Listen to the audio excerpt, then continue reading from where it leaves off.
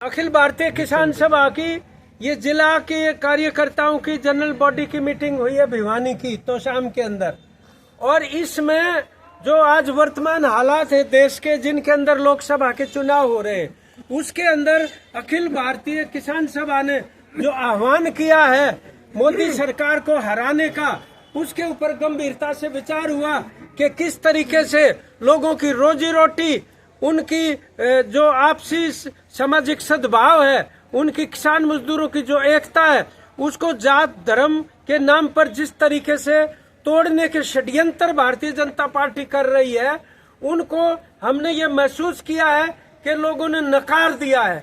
और इसीलिए अब उनके अंदर बौखलाहट के अंदर वो कुछ सांप्रदायिक नफरत फैलाने के ऊपर उतर आए हैं लोगों के बीच में, और उल जलूल बातें करनी शुरू कर दी है भारतीय जनता पार्टी ने।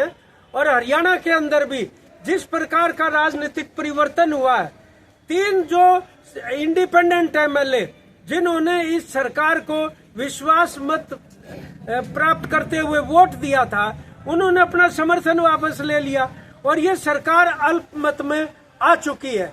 इसलिए इनको सत्ता में रहने का कोई अधिकार नहीं है। और हम ये कहना चाहते हैं कि ये जो घटनाक्रम है, ये दर्शाता है कि हरियाणा की जनता पूरे देश की तरह से एकमत और संकल्पित होकर भारतीय जनता पार्टी को हराएगी।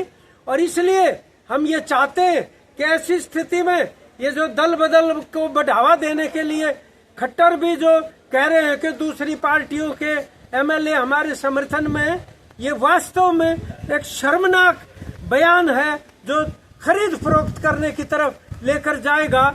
और इससे बचने के लिए ये जरूरी है कि इसको भंग करके नए चुनाव यहाँ पर कराए जाएं।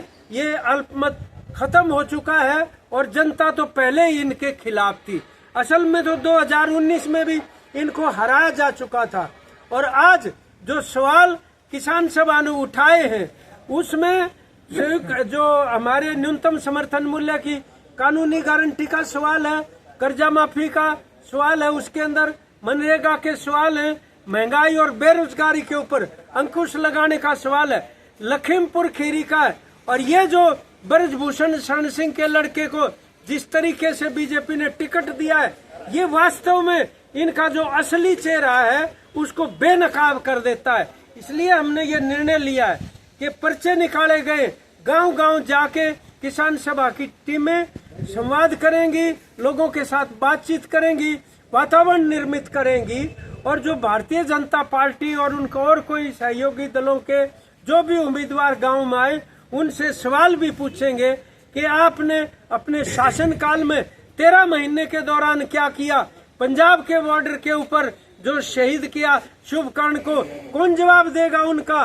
जो खिलाड़ी बेटियों के साथ जिस तरीके का व्यवहार हुआ, ये मत समझें कि लोग भूल जाएंगे, सब कुछ याद है। और हम ये समझते हैं कि आज खेती को बचाने के लिए, शिक्षा स्वास्थ्य को बचाने के लिए और हमारी राष्ट्रीय एकता के ऊपर जो हमले हो रहे हैं उनसे बचाने के लिए जरूरी है कि भारतीय जनता पार्टी का हिसाब चुकता किया जाए। और निश्चित तौर पर उनको 10 की 10 सीटों के ऊपर धूल चटाएंगे इस बार हरियाणा के अंदर।